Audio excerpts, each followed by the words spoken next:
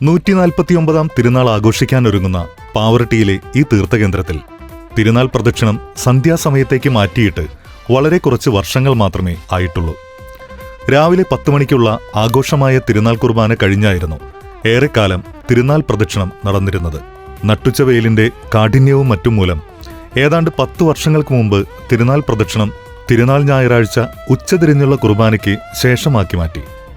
വാദ്യഘോഷങ്ങളുടെയും മുത്തുകൊടുകളുടെയും അകമ്പടിയോടെ ലില്ലിപ്പൂവേന്തിയ ബാലികാ ബാലകന്മാർ, സമർപ്പിതർ, കുടുംബ കൂട്ടായ്മ ഭാരവാഹികൾ എന്നിവർക്കൊപ്പം ഇടവക വികാരിയും സഹവികാരിമാരും ക്ഷണിക്കപ്പെട്ട വിശിഷ്ട വൈദികരും നേതൃത്വം നൽകുന്ന തിരുനാൾ പ്രദക്ഷിണം വിശുദ്ധന്റെ തിരുസ്വരൂപവും തിരുശേഷിപ്പും വഹിച്ചുകൊണ്ട് പള്ളിനടയിലൂടെ നീങ്ങുന്ന കാഴ്ച ഏറെ ഭക്തിനിർഭരവും നയനാനന്ദകരവുമാണ്. തിരുനാൾ അലങ്കാരങ്ങളുടെ വർണ്ണപ്പൊലിമയാൽ മനോഹരവും പരിപാവനവുമായ പള്ളിനടയിലൂടെ വിശുദ്ധ അന്തോണീസിന്റെ കപ്പേളയിലേക്കും തിരിച്ച് ദേവാലയത്തിലേക്കും ആനയിക്കപ്പെടുന്ന ഈ തിരുനാൾ പ്രദക്ഷിണത്തിൽ ഇടവക ജനങ്ങൾക്കൊപ്പം ആയിരക്കണക്കിന് തീർത്ഥാടകരും പങ്കെടുക്കുന്നു.